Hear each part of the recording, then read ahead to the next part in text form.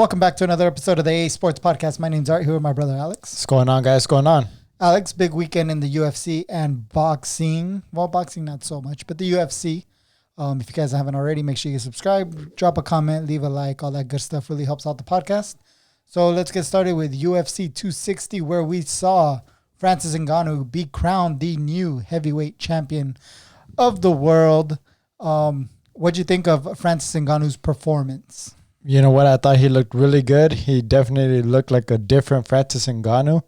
I told you in the previous podcast, I felt he was going to make some adjustments. I was watching some of his training videos. I was watching things that they were working on in camp, and it definitely paid off. Were you surprised at how effective he was with those adjustments? I was. You know, I knew he would. I felt like if he was to set up his power, like power shots, if he was to set him up with a jab, set him up with some leg kicks, like imagine hitting that hard but setting him up and not throwing haymakers all the time, trying to take somebody's head off. Exactly. You can be a dangerous guy. Even with the jab, like I'm sure his jabs were ridiculously strong. Well, that's what he dropped him with the first time. He just, he kind of took a page out of that boxing book, where people throw the 1, 2, 3, or the 1, 2 jab, and then the jab is a hard one instead of the right hand. The right hand set it up. Yeah. But it wasn't really thrown to land, at least. So I was really impressed by that. Yes, definitely. What about the stuffing the takedown in the first round? I thought that was a really good. If you guys look back at the first fight, Francis Ngannou did an okay job of stuffing the single leg takedown, and I think in this fight as well, when he tried to get when Miocic tried to get that takedown, like you could just tell he knew what to do. And I think in the first fight as well, you were able to tell, okay, he can stuff the single leg, but the double leg is where he's off balance, he's squared up, so he's not able to stop the takedown. And it didn't help either that he was throwing haymakers and just squaring himself up, So last thing you want to do, or from what I've seen, is you don't want to be squared up if somebody goes for a double leg takedown. The last thing you want to do is be squared up because you just have no torque, you have no leverage. Yeah. Both legs are exposed to be, or as a target to be taken down. What did you think about Miocic's chin? Because he did take some good shots in that first round. He weathered the storm. The whole first fight, he took really good shots. So I don't think his chin was in question. Of course, Daniel Cormier landed that one right hand that really, put him out in that first fight. But after that, Cormier wasn't able to land anything in the other two fights. However, Francis Ngannou in that first round, he did land some bombs. He landed some bombs. But I think you could tell, another thing that you were talking about, the adjustments Francis Ngannou made, the patience. Yeah. Ngannou knew he had him hurt, but he didn't go for the kill, knowing that in the first fight, when he went for the kill was when he got taken down. Right. So the patience was another adjustment made by Ngannou and his team. And just an overall dominating performance by Ngannou. But yes, Miocic's chin, I think he's got a great chin. He's got great heart. But just eventually, your body's not going to be able to take punches from a guy like Ngannou. Yeah. You could take 1 or 2, but man, it's just a tall order to ask your body to take that much punishment and keep going. And it seemed like Francis was aiming him for the chin, because if you look back in the first round of this fight, he landed one of those left hooks and he landed him on the chin, but Miocic took that. Yes. And I was impressed I was like, wow, he really took that one on the chin. But the second one, it just, and the second one, how much was it? Miocic just, he was trying to gain some respect because he caught him with that right hand that I thought he staggered Ngannou. Like he definitely knocked him off balance. And then he was like, oh man, I need to get after him because, I've been running this entire round. I need to get some respect. He goes after him and he gets clipped with the left hand. And, that's just what happens sometimes. Hindsight being 2020, of course, you look back, that might have been the moment for Miocic to go for another takedown. Could have been. After he hit him with that right hand, it looked like it did stagger and kind of slow down Ngannou. It stopped him in his tracks. Yeah. So maybe going in for a takedown. But Ngannou, that check, like a check hook in boxing. Right. That's what it was. He threw that left hook out there knowing that Miocic was coming in towards him, and he caught him flush on the chin. Yeah. What's next for Francis? First of all, congratulations to Francis Ngannou. If you guys heard Joe Rogan's podcast when he's on there, crazy story. If you guys haven't heard it, go check it out. It's well worth the listen. He's got a crazy story of just getting out of Cameroon, and that's all his life story before getting into MMA, which is so inspiring. So if you guys can check that out, and congrats to Francis Ngannou on becoming the world champion, Africa's third world champion. Yeah, congrats to Francis Ngannou, man, because Jesus, to just imagine that. Imagine 8 years ago you were defecting from Cameroon in a truck filled with 25 people, being that big. Yeah. You're squished together. Mm-hmm. I mean, not that I think he had any, worries. I mean, I don't think anybody was selling this guy's water. Nobody was taking him off the truck. Yeah, but definitely not, he was the last guy I was going after. Yeah, definitely. Take off the truck. But I mean, imagine being squished by 25 people, not to mention luggage. You're squished with 25 people in a truck. He talks also about the money that he had. Sometimes they had to wrap it in paper and like plastic and swallow it because they didn't want to get caught. Like, say if they get pulled over from a cop or something, they didn't want to get their money taken. So yeah, they would swallow it and then echa la soda. Right. Right. And it just seemed, and then 8 years later you become a world champion. Yeah. Like crazy. That's why I love boxing, the fight game UFC too, because guys like that can make it, and it's great. It's very inspirational. I definitely tip my hat off to Francis Ngannou and tip my hat off to Stipe Miocic, man, because he was a great champion, and I think he's still one of the best heavyweights of all time, if not the best right now. Still, he did put out a statement. I believe it was on Sunday, saying that he was okay. The fall was awkward, but it's because he was unconscious. But he said his leg was fine. Oh, that's good. Yeah, so he said he did address the rumors of retirement. He said he was going to take some time off. He's got a baby coming in this summer. Right. So, we'll see where he goes from here with his career. I would not mind seeing him in the octagon again. I think he still has a lot left in the tank, to be honest. I think what were your thoughts on him coming in lighter in weight? You think he was working on speed and cardio more than power and strength in his definitely body weight? I think he knew it was going to be difficult to overpower Francis Ngannou. Yeah. So it doesn't matter how much weight you put on, you're just not physically strong enough to deal with the power of Ngannou, the physical power of Ngannou. So I think he did try to be a little faster, try to shoot in a little quicker. He got the double leg pretty quick. It's just Ngannou was able to stuff it. And at moments he did look pretty, light on his feet, trying to stay away from Francis Ngannou. Yeah. Do you think at all, do you think he worked more on cardio and speed because he felt like, okay, if I need to weather an early storm, or even if I do get caught, do you think that taxes your gas tank at all? And do you think cardio can help you take a punch? Definitely. Yeah. A lot of leg strength and, your body being able to recover. And that's part of the cardio, You take a shot, but you need to, get your wits about you and try to, move around. Meanwhile, your head kind of, comes back and gets your focus back, and your how can I say, your equilibrium comes back and all that. Cardio, all that has to do all that has something to do with it. There we go. I don't know what to say. Francis Ngannou, what's next for him?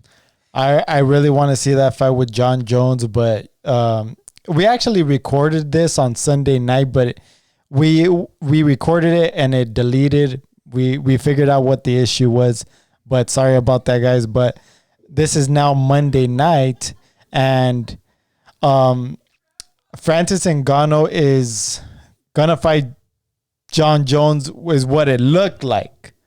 I don't think that's gonna happen anymore because John Jones seems to not be happy with UFC. Seems to not be happy with what he's gonna get paid.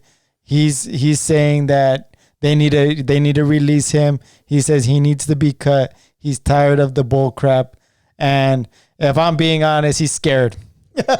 He's scared. He needs to fight Francis Ngannou. I don't care. Take a pay cut. He needs to fight him. I'm gonna give you my honest opinion. I think it's a ploy and a strategical move. You think he's trying to pull some leverage? Oh yeah, dude. He has the leverage. Who has the leverage? John Jones. Come on, McGregor pulled this card all the time. Do not compare John Jones to Conor McGregor. Okay, because Conor McGregor is better on the mic. He's better at promoting fights. Yes. I'm not saying Conor McGregor's a better fighter. I'm not saying that. I'm saying as far as him promoting, being good on the mic and things like that, he is light years ahead of John Jones. I agree. Because you could just tell by the pay difference. Yeah, I agree. But Conor McGregor is Irish, and he has the whole country of Ireland behind him. Who is the biggest American draw for the UFC? Who is the biggest American draw? I really don't know, to be honest. It would have to be John Jones.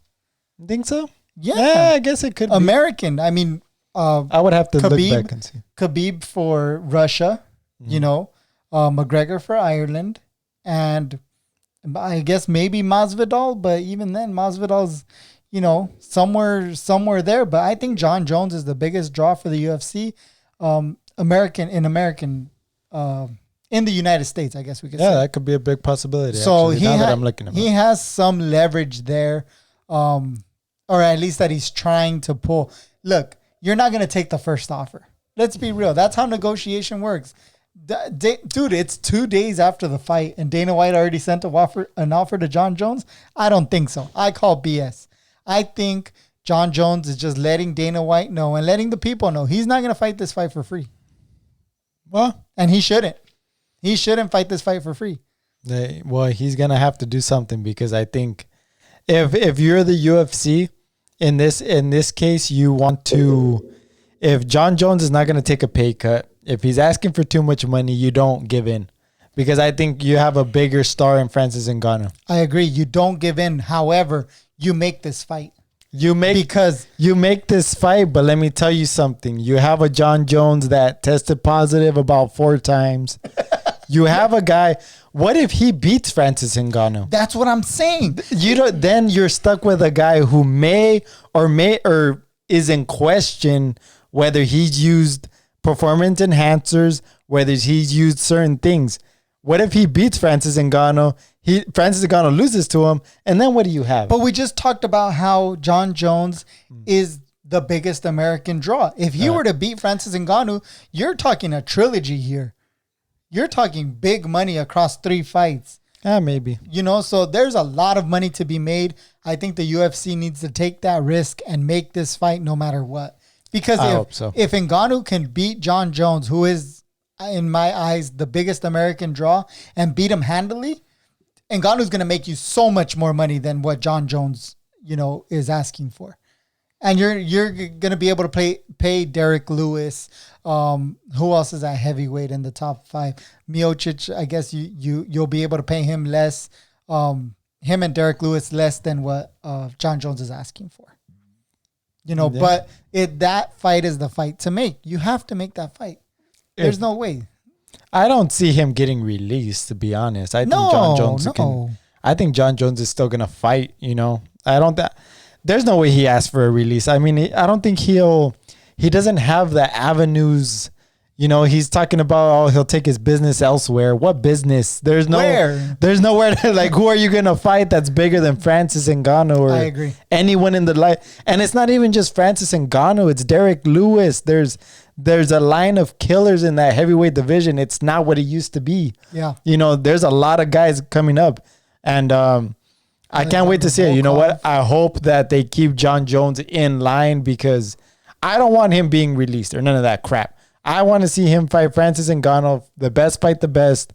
And although I don't think the next fight for Francis will be John Jones, I think it will be one more fight while they get the whole negotiation thing squared off. I don't know if Derek Lewis is going to fight Francis Ngannou. It's a tough task. I don't know.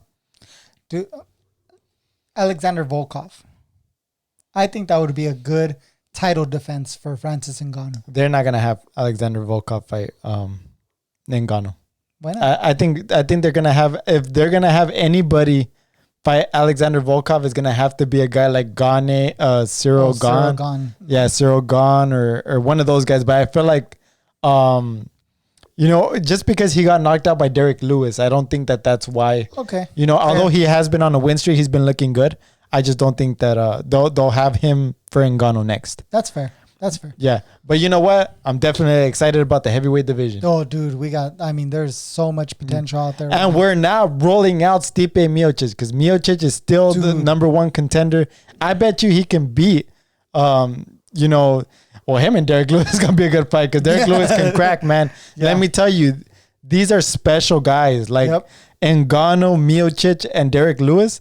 Derek Lewis has evolved as well. He may not be able to go 5 rounds, but the dude has worked on his just on him getting up.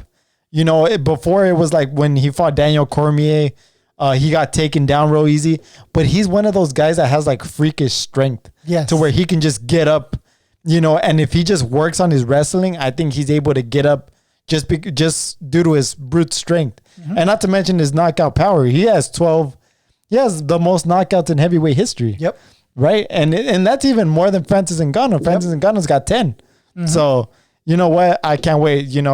When you talk heavyweights, you talk heavy hitters. Oh, yeah. And I can't wait to see these. Yeah. And like you said, Cyril Gane is a guy who's on the outside looking in right now, but he's one win away from being in that title shot conversation. I was just kidding, guys. John Joe's not scared of him, but I want to see these fights. Listen, I'm tired of watching people price themselves out and things like that. Like, no, I want to see the best fight the best. I want the UFC making this fight. Yeah, stick it up, boxings. You know what? Yeah, exactly. That's what I'm referring to. All right, let's go next one. Tyron Woodley was submitted by Vicente Luque, who I thought put on a really, really strong performance. Thoughts on this fight? You know what? This looked like the old Tyron Woodley. And I tip my hat off to him because he came out and the dude started swinging. We didn't see that Tyron Woodley although Tyron Woodley's never really, I don't think he's ever been the guy to just back up. I think, he did fight 3 killers. True. Kamaru Usman, Colby Covington, and Gilbert Burns. The top 3 welterweights. Do I think it was fair for him to be getting in the talks of release cut? No. Okay. Because I feel like he still has a lot left in the tank. But let me tell you, in this fight, oh God. I mean, this was a fight that I wanted to see. Tyron Woodley came out, he started swinging for the fences. He hurt Vicente Luque with a right hand. Looked like Vicente Luque just lost his balance a little bit. Tyron Woodley comes in for the kill. Here he goes. He gets clipped with a right hand, and he was staggering all over the octagon. Yes, he was going from... He was like, and it just seemed like, whoa. Did I think Vicente Luque had that type of power to hurt Woodley like that? I didn't think so. No. Because we did see him get, outpointed by Wonderboy Thompson. Yep. Do you think that Tyron Woodley should have used his wrestling more in this one? I was seeing a couple interviews.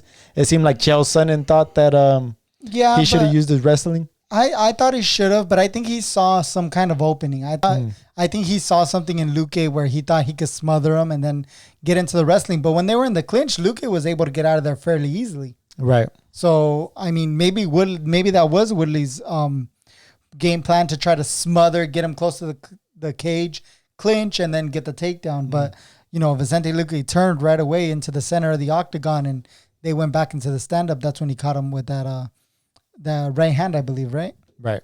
Darce choke. Yeah. Very nicely put in. Very nice.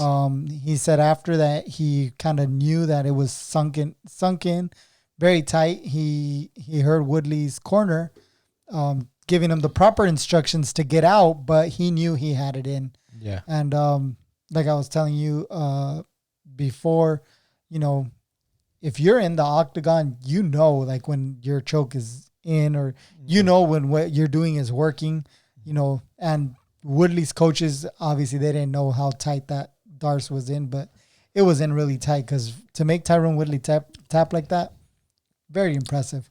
Yeah, definitely. I was very impressed. And it seemed like Vicente Luque knew. He talked in the press conference saying that he worked a lot on his wrestling. He worked a lot on his anaconda chokes, his and his Darce chokes. So it seemed like when he sunk it in, he just knew that it was in. You know, like he had no doubts about it. Yep. And I like what he did. Also, he had Woodley in like half guard. Yes. And then he wrapped one of his legs. And after that, the fence was there. And then he had one of his legs trapped. There was just no way for him to squirm out, you know? Yeah. So it was like, it was crazy. I mean, great win from Vicente Luque, because I think this was his his next shot at a top ranked opponent since Wonderboy Thompson. And you know, I think he's on the bigger and better things. He called out Nate Diaz. Don't know if that fight's gonna happen. But yeah, I can't wait to see. He also wants to fight Leon Edwards, or who's the other guy that he fought? He fought somebody else. I can't remember, but I know RDA is still there, so it could be anybody. And we can't forget Kazmat Chimaev. So yeah, especially if this welterweight division is full of killers. So I can't wait for this division. I'm trying to get the rankings up real quick. Actually, the UFC website has Vicente Luque on the front, which is nice. Let's see, welterweight rankings. We have Luque up to 6. Tyron Woodley dropped down to 10. We have Chiesa at 7. Wonderboy at 5. Masvidal at 4. He's fighting Kamaru Usman. Leon Edwards at 3. What are your thoughts on Leon Edwards? Because he got thrown in there with Bilal Muhammad, who was, you know, a late replacement, but a guy who was really low in the rankings. Like, do you think Leon Edwards, like, where does he fit? Colby Covington, Gilbert Burns at 1 and 2. You think he should fight one of those guys, or you think he should fight somebody like Vicente Luque or Wonderboy? See, that's the thing. I really don't know. I mean, they were talking Kazmat Chimaev against Leon Edwards, but then Kazmat Chimaev got sick with COVID, and he hadn't been able to recover. So I don't really know. But you know what? Maybe Vicente Luque and Leon Edwards would be a good fight. Maybe Leon Edwards and Stephen Thompson, or Vicente Luque and Wonderboy Thompson for the rematch. Yeah, those are all very possible fights. All those guys are within range. And they can all be made, because Kamaru Usman's gonna fight Masvidal. Or Colby Covington can fight Leon Edwards. Yeah. Or Colby Covington can fight Gilbert Burns. Yeah. And listen, this whole top 10 is full of a bunch of killers, man. Yeah, the top 10 are welterweight is. It's definitely not going to be easy to get to a title shot. That's for damn sure. No, it's ridiculous. But congrats to Vicente Luque, and congrats to Woodley. I thought he put on a great performance. I kind of I was on him on the last podcast talking about his effort, his lack of urgency, but you could see the effort and lack of urgency in this fight. Didn't go his way, but you know, that's the fight game. Wait, but you said in the previous podcast you were giving him one more chance. Does that mean? Did. That was the even though he lost, he showed me that he wanted to win this fight. He definitely did. He came out to swing some leather. Yes. So you know what? I am not ready to see Tyron Woodley retire. Dude, he's at 10. He still got some in the tank. He's at 10. I'd like to see him fight Neil Magny. I think he could beat Neil Magny. Li Jinglang. I think he could beat Chiesa too, actually. Oh, that would be an interesting fight with Michael Chiesa. Yeah. So hopefully he doesn't get cut or released. Yeah, hopefully not. Next on the card was the Sugar Sean O'Malley show. Talk to me about Sean O'Malley. I mean, you're a huge fan of O'Malley. You put me onto him where, you know, you showed me all his avenues outside of the octagon, all the stuff that he's working on away from the UFC. And you're the one that really showed me, you know, O'Malley before anybody knew who O'Malley was. Right. So talk to me about O'Malley in this performance against Thomas Almeida. Listen, I think Sugar Sean O'Malley, he showed a little bit of immaturity, which I didn't like in the first round. I felt like he could have had the first round stoppage. I mean, he hurt Thomas Almeida with that head kick, had him up against the fence. I felt like he tried to go for what was prettier, you know, the walk-off KO. He tried to get that $50,000 in the bag. Which he probably still could have gotten. Yeah, which he probably still could have gotten. So I think he actually did get a 50 grand for Did he? performance of the night. Yeah. Okay. I think he probably did get one of those. So, but yeah, although I felt like he could have got the first round stoppage, it was a good learning experience because Thomas Almeida is a tough guy. Very and tough. I was impressed. I did think he was going to get him out in the first round. I felt like he had the chance to do that. But, you know, he also showed that he can keep his output for 3 rounds. Go the distance. Yeah, and I've seen him in training, and I've seen him in his he does like this where it tests your cardio, right? It tests your top like heart rate. His top or his maximum heart rate is 202. Oh, that to get your body to 202, that's a lot of you hard work. you gotta be a freaking animal because it's although 202 is like you can't stay at that heart rate for that long. Even being at 190, 195, you feel like you're about to throw up. Yeah. That's about the threshold for you to throw up. To beat a 202, Jesus Christ. Like you got to be an athlete to do that. So I felt like he showed a lot in this fight. I feel like obviously there's room to improve. We haven't seen anybody take him down yet. Okay. So we're waiting to see that. He does train a lot of jiu-jitsu. I think he's like a purple belt in jiu-jitsu or something like that. And yeah, he just actually bought a new house, a big house. So he's definitely gonna need some performance bonuses, some knockout bonuses, and I can't wait to see him. Yeah, one thing you pointed out to me was his size. Oh, I thought you were gonna say his hair. Well, yes, his hair also. Very nice, creative hair, but his size. He had a weed plant on the back of his head. Who has a weed plant braided on the back of their head? Sugar Sean O'Malley does. Exactly. His size, very tall for 135, but in this fight he looked a little thicker. Talk to me about that. If you look in this picture, you can see the veins coming out of his arm. You can see the vein on the other arm on his bicep. You weren't able to see that in his other fights. Like that's what I'm wondering about. I don't know if he changed his diet, or if he might have trained a little harder or something going on, but to be vascular like that in this type of fight, and you haven't been vascular like that in another fight. Maybe he just been training harder. We don't really know, but or he switched something up. Yeah. So hopefully he's able to stay in the 135-pound division. I think if he's ever going to get a title shot, it's going to be in the 135-pound division because I don't know if I want to see him at 145. You know, I feel like he's a lengthy guy. He's tall, but I don't think he's like muscle mass wise and all that. I don't think he's big enough for like 145 yet. So I think he could still make 135 rather easy. I'm trying to look up how old he is. He's 26 years old. He is. So young. I think he's still developing that man strength. Yeah. Where maybe, once he's in his 30s, we'll see him at 145. Which he definitely already has the knockout power. And the size. I mean, he's a tall guy for 135. So I think size-wise, he'll be fine at 145. But I think as he matures, we'll see him, grow into that 145-pound body. There was a lot of talks and question marks about his durability heading into this fight. I think he answered all those questions. Yeah, there were a lot of people were saying all you got to do is kick him in the leg, and he folds over like a lawn chair. I mean, we saw that didn't happen, and a lot of people, it just, he got kicked in the behind the knee. He was moving away from a kick. His freaking nerve got damaged, and then he got like dead leg. Although I still think, he could have shown a little bit more of as far as surviving in that fight. I feel like he could have done a little more, but you know what? It happens, and I think we're gonna see a lot of good fights in the what is it, bantamweight division? Yeah, 135. You got Aljamain, the paper champ. You got Peter Yan, Corey Sandhagen, Rob Fong, Cody Garbrandt. You got Frankie Edgar in there, Marlon Moraes. You got Chito Vera. I don't know if Chito Vera is still 15. He's 15. You know what? Maybe that'd be a good rematch for him to break into the 15. When they fought, top 15 ring. When they fought the first time, Chito Vera was the 15th. Was he really? Yes. He was ranked 15. O'Malley unranked. And you know what? Sugar Sean O'Malley's been saying that he doesn't really know if the UFC is going to make that rematch. Well, this would be a good a time as any because Chito Vera just lost to Jose Aldo. He's ranked number 15. Sean O'Malley isn't ranked yet. What better way?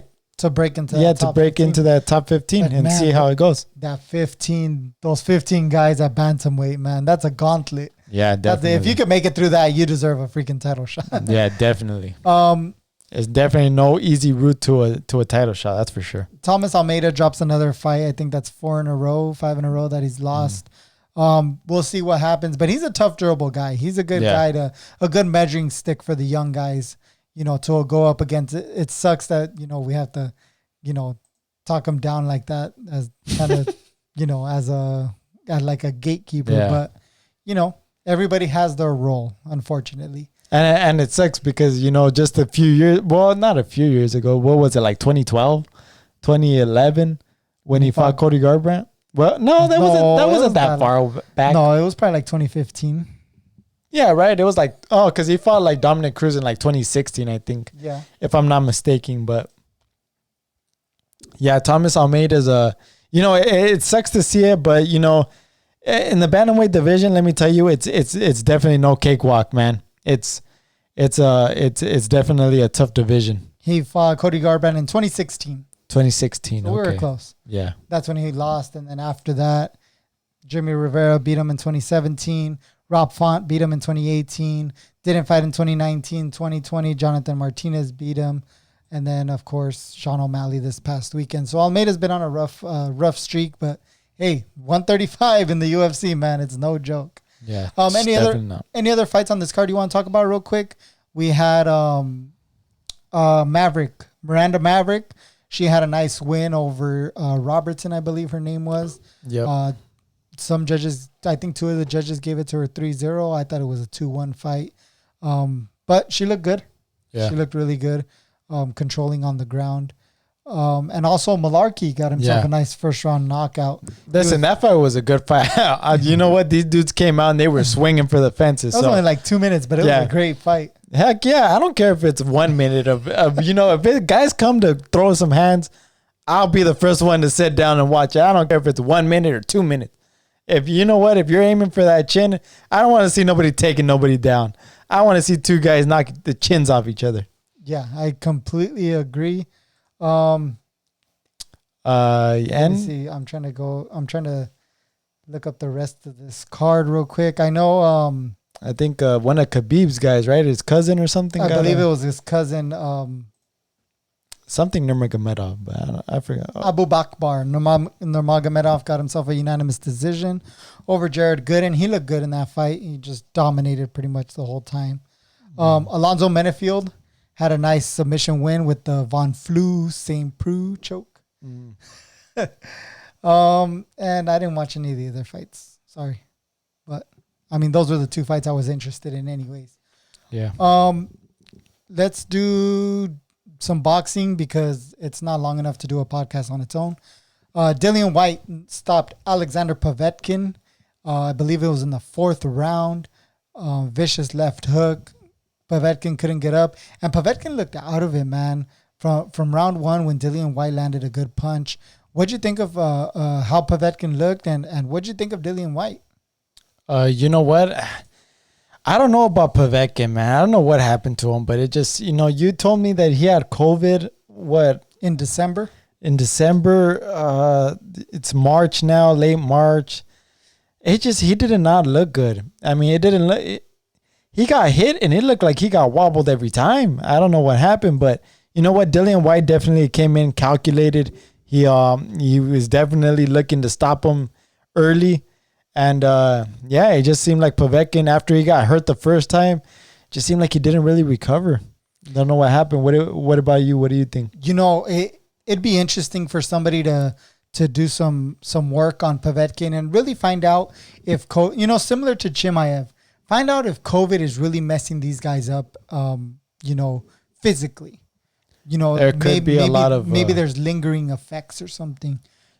From what I hear I'm not sure exactly what it is, but this is just from what I hear.